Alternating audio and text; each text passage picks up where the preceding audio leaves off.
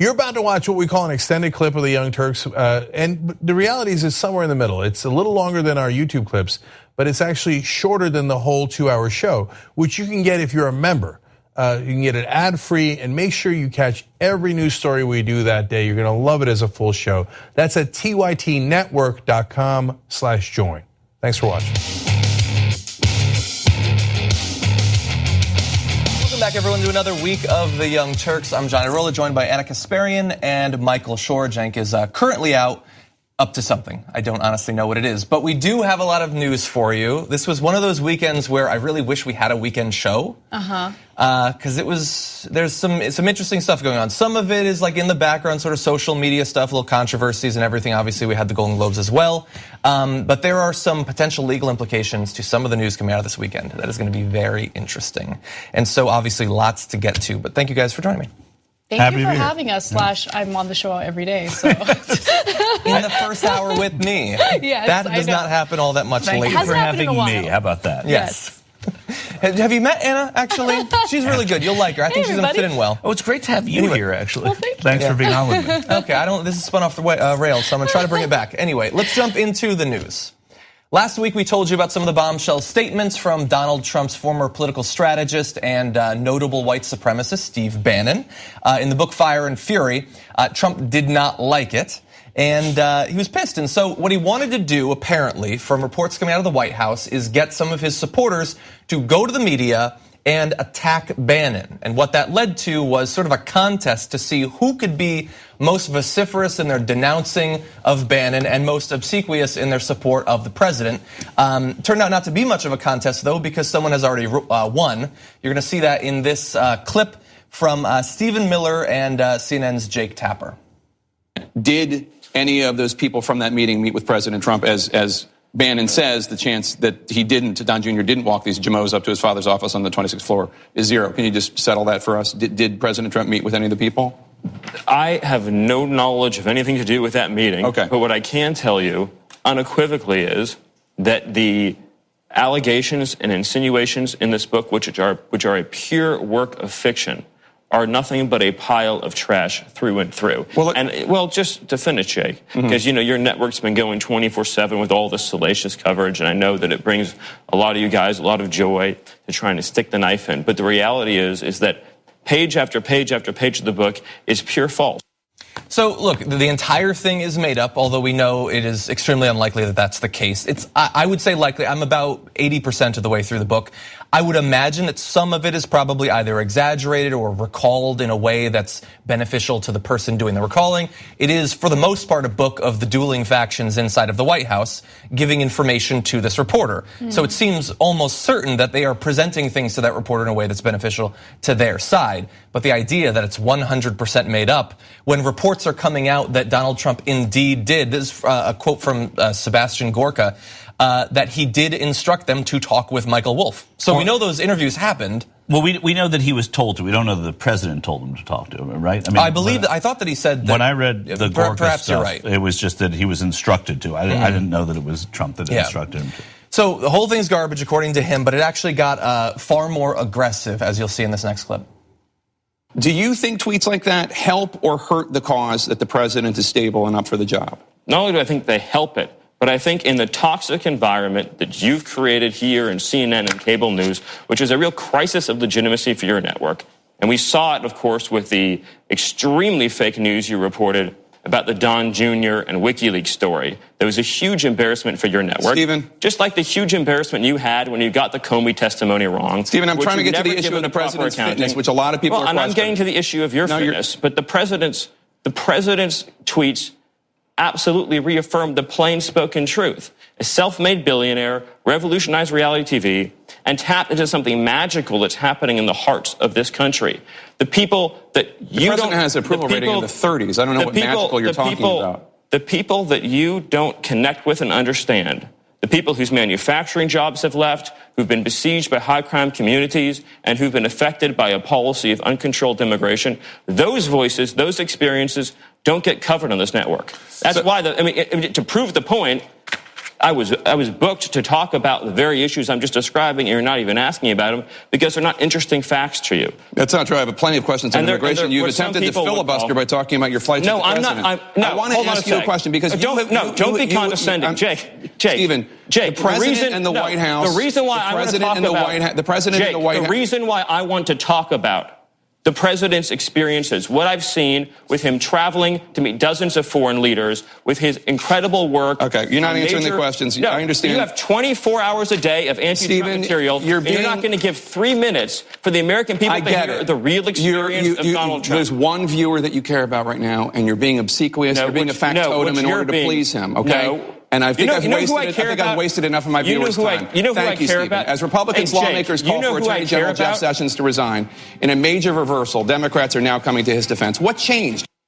Well, that got exciting at the end. Yeah, it was good. Yeah, by the way, watching him, I'm sure many of you, there's different ways to verbalize this, but it seemed like I've never seen anyone attack someone so much, but look so bored while doing it. Right, he looks, and this is just based on how he looks. I don't know or necessarily even think it's true, but he looks kind of sedated throughout that, even though he's so aggressive. Like his eyes, he's got the sad eyes, like he's not moving his face much. He's just kind of like talking as quickly as he can in a monotonous way.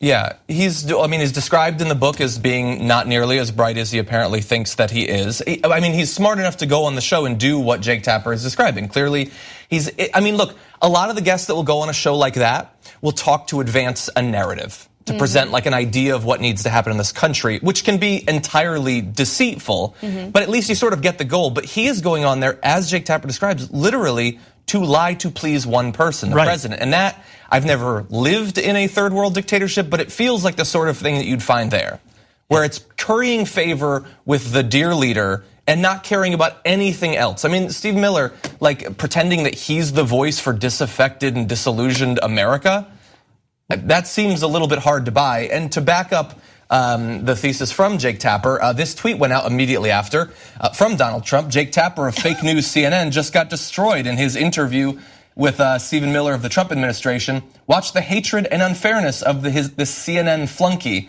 And because you can't have a Donald Trump tweet without projection, Stephen Miller is literally acting as a flunky in that interview. Right, and that's what he is, too. I mean, his job before this was he was communications director for Jeff Sessions, and before that he had the same honor of holding that job for former Representative Michelle Bachmann. So the whole idea that he's new to this or that he has not been the sort of sycophant kind of communications figure before is ludicrous. And to your point, John, James Fallows yesterday of The Atlantic, who's a great writer, he said, in decades of seeing White House aides on TV, I can think of nothing remotely like the tone or effect that Stephen Miller has chosen. Even the testiest, Pat Buchanan, Jody Powell with Jimmy Carter, John Sununu with George Bush, all testy people, James Carville, usually feigned affability when on screen, feigned affability. This guy came in almost memorizing copy, playing to that one person. Yeah, he said the line revolutionized reality TV twice. Before the show, we pointed out that, I didn't watch The Apprentice, but I understand the basic premise is he brought in people, they competed in a series of competitions, and then were steadily voted off the show. I'm not a historian of TV, but that doesn't seem like a revolution. Or if it was, it didn't start with The Apprentice. Oh, yeah, it wasn't a renaissance. He just carried it forward. But he has to say those things. He has to call him a genius because he's trying to appeal purely to the president. So it's actually that whole appearance by Stephen Miller was pretty ironic because the whole point of him being on there was to essentially speak out against the book or, the truthfulness of the book. And he's just reinforcing what the book's main thesis is, right? That Trump is this person who needs to be surrounded by individuals who to his face will tell him how great he is and how right he is, but behind his back, they have all sorts of insults regarding, his mental capability, his intelligence, his fitness for office, all of that stuff. I mean, he's just literally sitting there saying all of these great things about Trump that can't be backed up. He got so incredibly offended when Jake Tapper, accused him of trying to please Trump or speak to his audience of one, when Trump's tweet proves that's exactly what happened. Trump was sitting there. By the way, he's sitting there watching a CNN segment. He's the president of the United States. He's sitting there watching Stephen Miller's performance and then immediately tweeting about how he destroyed Jake Tapper, which right. Also, he was at Camp David with congressional leaders, right? So he said, "Oh, everybody, stop doing what we came here to do, so we can watch Stephen Miller on Jake Tapper talk really nice things about me." I'm sorry, I'm going to read one more tweet from Jim Fallows because it's important. The obvious difference would seem to be that all the rest were conscious of playing to larger audiences: the public, congressional foes and allies, the DC opinion machine, where it mattered they seemed likable. Miller does appear, as Tapper said, to have one person, one audience in mind. And that's unusual that this happens this way, and it's why Tapper's reaction to it, I thought, was so strong. Yeah, and so you might think, so look, obviously this is disconcerting, but why have this be the first story we talk about on the show? But I think it does matter that if you analyze based on our experience watching Donald Trump, but also the information given in the book, this is a person who desperately wants to be liked and is predominantly influenced by the last person he talked to, which means that, at least hypothetically, if he was surrounded by the right sort of people who could manage the worst impulses of him, his psychological and mental deficiencies, then perhaps he could be pushed in a way that he's never going to be a good person, he's never going to be a good president, but maybe you could get a little bit of legislation that would help this country. We do have problems that could use some fixing. But if he is continuing to surround himself, even after the ouster of Steve Bannon, by people like Stephen Miller, then it's unlikely that that's going to happen. His need to be liked and his need to lash out at the media that he wishes loved him into his second year of his presidency is the driving force of this presidency right now. And so if you have any hope for anything positive happening coming out of the White House before the next election, this is pretty good reason to believe that's not going to happen. Right, and I just want to make one more point about, again, the main thesis of that book, which is that he's surrounded by people who think that he's an idiot, but they won't tell him to his face. Keep in mind that this White House, this administration has had one major problem from the very beginning, which is people within the White House constantly leaking things to the media to prove how incredibly incapable Trump is of doing this job properly, right? Why do you think these leaks are coming out? They're coming out from White House staffers. And so, look, there might be hyperbole in the book. There might be some moments where the writer embellishes stories. I don't know exactly where or when he does that. But nonetheless, I think the main point of the book reinforces something that we already knew about Trump and his administration. And again, this is a last little thing. First of all, one thing I remember being on the campaign trail, watching TV and seeing Stephen Miller interviewed. Somebody asked him when he became a conservative. He became a conservative after reading a book by Wayne LaPierre of the National Rifle Association. Are you serious? That's how he became. Wayne LaPierre wrote a book. Yeah, Wayne LaPierre wrote a book. The other thing, and you and I talked about it a little bit, Johnny, before the show. The whole idea that he says, or maybe it was during the video, that he says he didn't know anything about this meeting, right? Come on. He even has said who was and wasn't there. Yeah. So Jake Tapper's telling him about the meeting. He knew nothing about it. Well, Jake, thanks for letting me know about that meeting. And somewhat tangential, I guess, but just a pet peeve of mine. I sort of hinted at this when we were first talking about Fire and Fury last week. America clearly doesn't read enough. I think we can all agree on that. People who are supposed to know a lot, people who comment on politics, people working in politics, often don't know what they're talking about. So it's a pet peeve of mine that while Jake Tapper overall did a good job there, does anyone watching this video believe that Stephen Miller read the book? Not a chance. No, I think there's zero chance that he read it, and yet he goes on there and says that every word is garbage. If you want to make him look like a fool, I know there's no way you can make him look like a fool in front of the president or in front of Trump's ardent supporters because they don't care about books or what's in them or what's not in them. But have him demonstrate that he actually read the book first. Right. America needs to read more. Yeah. The death of expertise in this country, the anti-intellectual turn. I know that we've largely been historically an anti-intellectual country, but it's spreading. I'm excited that people are reading. That's basically no. the It's point. no, even if this isn't necessarily the book I would recommend for them. I'm excited that America's reading. The best thing about this it was you, I think, because Ben called and said John Iadarola said the best thing. He said at least this is getting people to read, or we're talking about a book. We had is what you said. As a country, we also got a beer sponsorship out of this. That's true. Which is great too. I think we've. You can basically we had Harry Potter, 50 Shades of Grey, and now this book, and I'm worried that there's nothing coming after it. But I can recommend some good books if you'd like something to read. Anyway, we do have to go to our first break, though. When we come back, let's give a little update on the Bannon feud. We were waiting to find out how people were going to turn. Were they going to go with the president? Were they going to go with him? And what would he do dependent on that? Well, we've got information on that when we come back from this break. Thanks for listening to this podcast. You're only halfway through, so hold, stay right here. Just want to remind you, if you want to get all 5 segments of the Young Turks commercial free, these are just 2 of them. Every day we do it.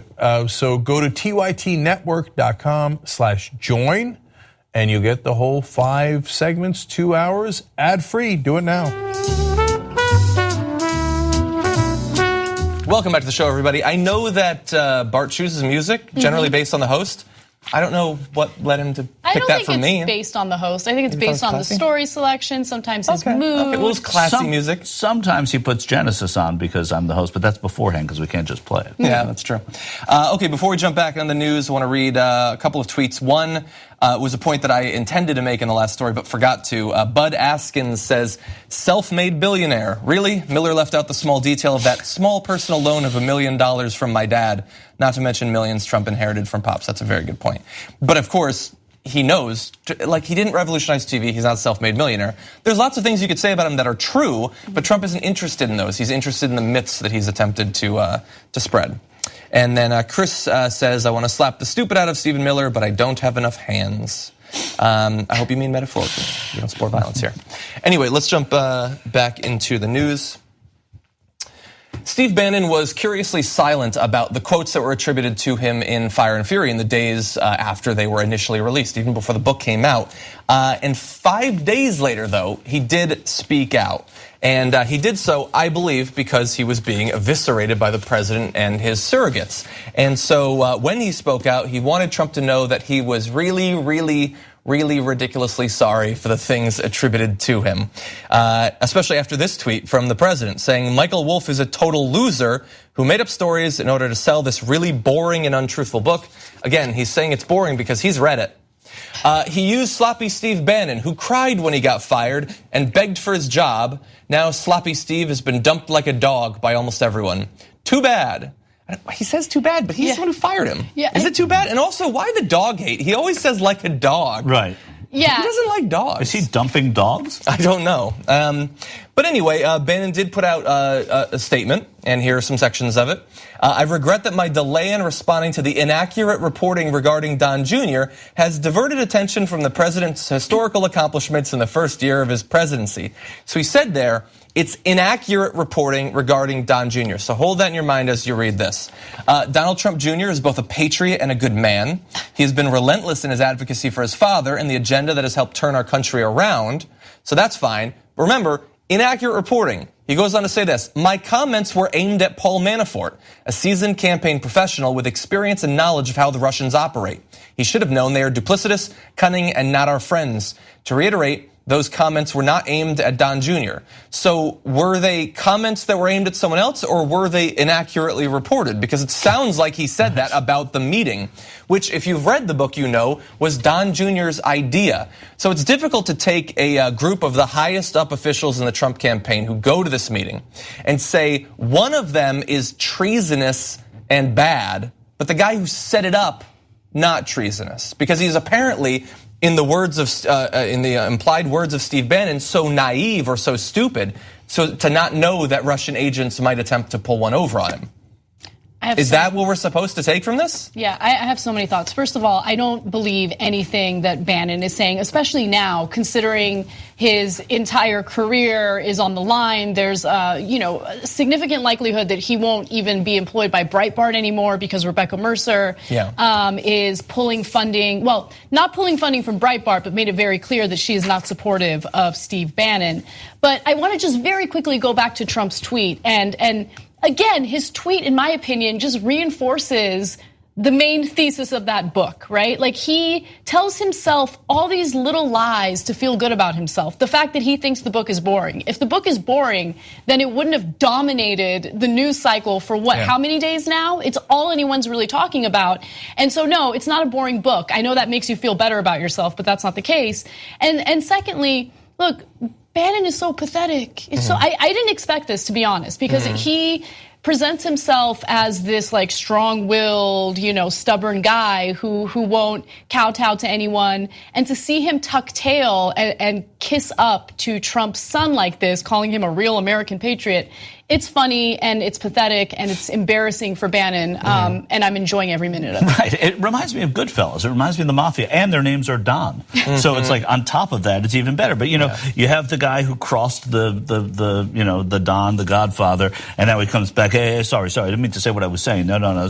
Great man. This guy's a great man. It's the same feeling I get with Bannon going back to Trump. Of course, not crying any tears, although there are some bad parts of this in terms of American policy that I think could be affected by Bannon being out of the White House, too. The idea that he was crying for his job, I don't believe that he was crying for his job. His eyes are puffy, dude. He's not actually crying. That's how he looks. But also, it does seem a little bit odd. I understand Steve Bannon was very highly placed in all that. He was an advisor to the president. But he's being taken down for the things that he allegedly said, but that book is full of every person around Donald Trump, calling him an idiot and a moron, and not just that, but attacking each other, attacking his son-in-law, attacking his daughter. All of that. It's odd that Bannon apparently is the only one who has a political price to pay for it, which implies to me that it's not primarily about the book, that this is just the latest reminder of the feud between Trump and Bannon. Well, remember, and I want to quickly mention this because it was evident in Stephen Miller's interview with Jake Tapper, there was a lot of emphasis about, Trump accomplished all these things without Bannon. Bannon, he wanted to take all the credit. Remember, Trump is a very egotistical person, and early on in his presidency, Bannon would get a lot of credit for being the mastermind behind Trump's policies. Calling him his brain. Exactly. And look, Trump did not like that. He does not like someone else taking the credit. Yeah. And remember, Bannon was the one that was accused of constantly leaking to the press, which he very well might have done. But we know that this White House has had an issue with leakers in general, including right now with Bannon gone. Yeah. So. Yeah, and I mean, look, from early on, there were a lot of leaks coming out. If you believe what's in the book, it was all of them. And primarily, the information about the meeting in Trump Tower, it looks like Bannon probably was one of the ones doing a lot of the leaking there. And so you might wonder, why is this important? Is this just, he's not even at the White House anymore. Does this really matter? Is this just fallout from the book? But I think that it does matter, because while I would love for Steve Bannon to be someone that you never needed to know the name of, at least in the last couple of years, he has come to represent a very loud, very dark section of America. His position, not just with the president, but with that section of America, is very important for our politics going forward.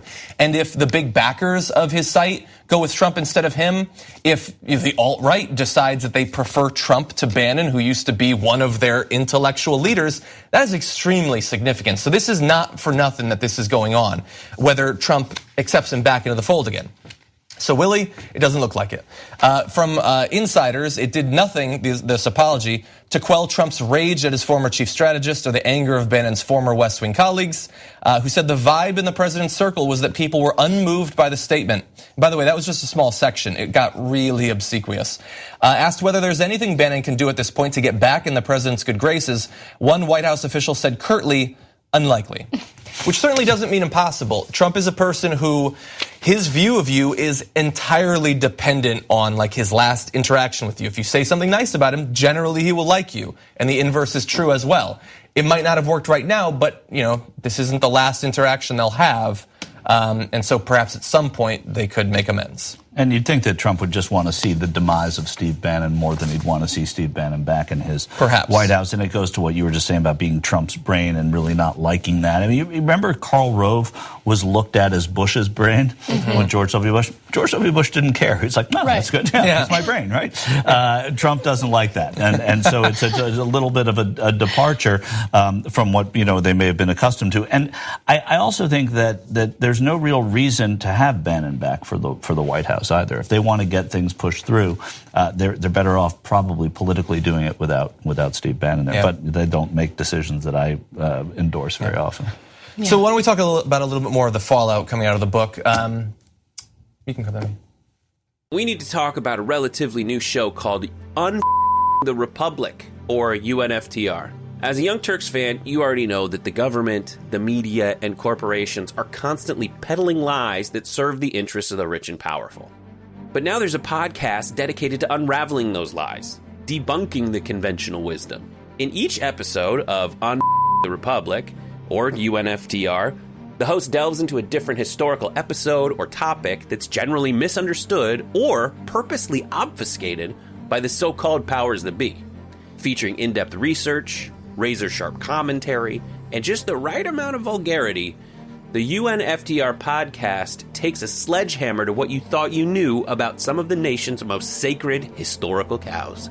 But don't just take my word for it. The New York Times described UNFTR as consistently compelling and educational, aiming to challenge conventional wisdom and upend the historical narratives that were taught in school. For as the great philosopher Yoda once put it, you must unlearn what you have learned. And that's true whether you're in Jedi training or you're uprooting and exposing all the propaganda and disinformation you've been fed over the course of your lifetime. So search for UNFDR in your podcast app today and get ready to get informed, angered, and entertained all at the same time.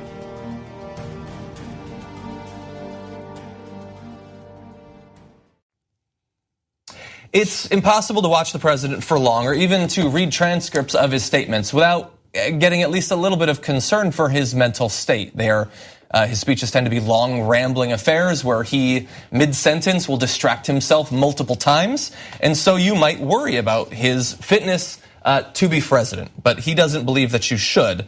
First, though, before we get to his response to these concerns, here's a few sections out of the book about what the people around him, his supporters and backers, his aides and advisors had to say about him. Everybody was painfully aware of the increasing pace of his repetitions.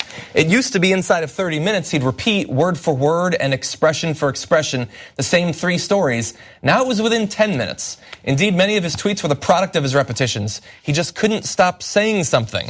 Everyone, in his or her own way, struggled to express the baldly obvious fact that the president did not know enough, did not know what he didn't know, did not particularly care, and to boot was confident, if not serene, in his unquestioned certitudes. There was now a fair amount of back of the classroom giggling about who had called Trump what. For Steve Mnuchin and Reince Priebus, he was an idiot. For Gary Cohn, one of his friends, he was dumb as shit. For H.R. McMaster, he was a dope. The list went on. And so while I am confident that Donald Trump has not read the book, he has certainly seen some of these quotes, if on the media, if nowhere else. And so this is what he had to say in his defense. Now that Russian collusion, after 1 year of intense study, has proven to be a total hoax on the American public, the Democrats and their lapdogs, the fake news mainstream media, are taking out the old Ronald Reagan playbook and screaming mental stability and intelligence. Actually, throughout my life, my 2 greatest assets have been mental stability and being really smart. Being really smart. That is not a transcript. He wrote that. This is a tweet. So wait, let me just finish it before I get into it. I can't. Crooked Hillary Clinton also played these cards very hard, and as everyone knows, went down in flames. I went from very successful businessman to top TV star to president of the United States on my first try, which is an interesting note considering that he has run previously back in 2000. I think that would qualify as not smart, but genius, and a very stable genius at that.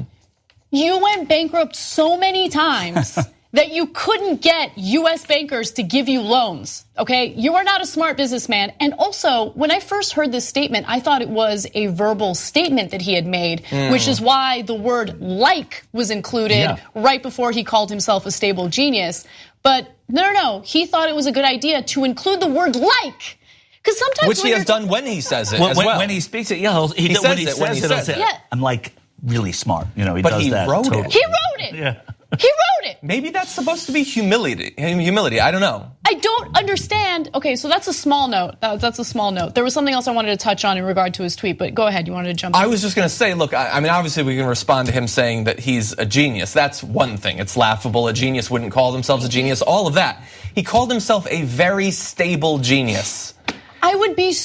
You mentioned this earlier, and I totally agree. Like, I would be humiliated with myself if I had ever tweeted posted something like that, like about how smart I am. Past it. No, I mean, there's no humility. There's nothing like that. And by the way, just really quick, touching on what he said about the Ronald Reagan playbook. So toward the end of Ronald Reagan's presidency, there were signs that something was wrong, right?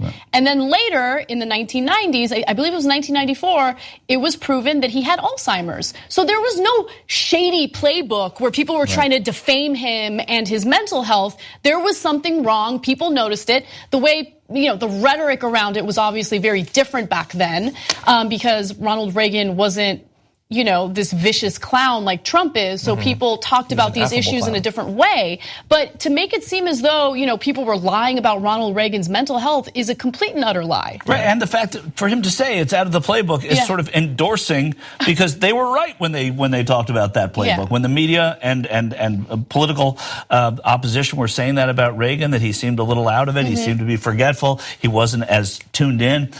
They were right. He was had a deteriorating a mental acuity at that time. And so I think that's important to point out. I think too, when you heard what he said about his success and being a genius, one of the interesting things, there were people digging these up all weekend, but of course Albert Einstein saying I'm not a genius, Bill Gates saying I'm not a genius, and then Donald Trump saying I'm a stable genius, which, a very and then stable genius. Charlie Pierce tweeted Secretariat was a stable genius. That's good. Which I thought was really good. Also. You want to get to the horse in the joke, but it's hard. It's hard to, but it's there. And so look, it could be. He doesn't have to be suffering mental decline. It could be. People are forgetful. I'm actually notoriously forgetful. My girlfriend gives me hell for it all the time because I forget things. But it's not like we have to go looking for things to be concerned about with Donald Trump. It's difficult to see him speak, to read a statement from him, to read a tweet. He never lets us go 5 minutes without seeing an example of very odd behavior. And we've got now a scoop from over the weekend that was given to Axios, one of his inner circle, giving his recent schedules that either could be an indication of this or could simply provide you some, I think, very useful information about the state of the White House these days. So, at TYT, we frequently talk about all the ways that big tech companies are taking control of our online lives, constantly monitoring us and storing and selling our data. But that doesn't mean we have to let them. It's possible to stay anonymous online and hide your data from the prying eyes of big tech. And one of the best ways is with ExpressVPN. ExpressVPN hides your IP address, making your activity more difficult to trace and sell to advertisers. ExpressVPN also encrypts 100% of your network data to protect you from eavesdroppers and cyber criminals. And it's also easy to install. A single mouse click protects all your devices. But listen, guys, this is important. ExpressVPN is rated #1 by CNET and Wired magazine. So take back control of your life online and secure your data with a top VPN solution available, ExpressVPN. And if you go to expressvpn.com/TYT, you can get 3 extra months for free with this exclusive link just for TYT fans. That's expressvpn.com/TYT. Check it out today. Here's a couple of examples of his daily schedule. Information that's generally considered classified is destroyed at the end of the day. Oh, shocking. Another leak coming from the White House. Exactly. On Tuesday, Trump has his first meeting of the day with Chief of Staff John Kelly at 11 a.m. So his day starts at 11 a.m. It's a common refrain in these different schedules. Now, George W. Bush apparently started his day at something like 6:45, which is crazy. Barack Obama sometime between 9 and 10:30. Something like that. Okay, so maybe that's not a big problem. He then has executive time for an hour. Executive time is described as largely personal time, much of which is taken up by tweeting and TV. If you follow him on Twitter, that matches up well. So he has that for an hour. Then has an hour lunch. Then it's another 1 hour, 15 minutes of executive time. So, we're on into the afternoon with him having had one meeting with Chief of Staff John Kelly. Now, those meetings are important. You should meet with your Chief of Staff. But hitting 1, 2 p.m. at that point with only that, it's difficult for a president to get his job done at that point. Seems like at that point he would need some executive time. You'd think, relax a little bit. Then he meets with National Security Advisor H.R. McMaster, another important meeting.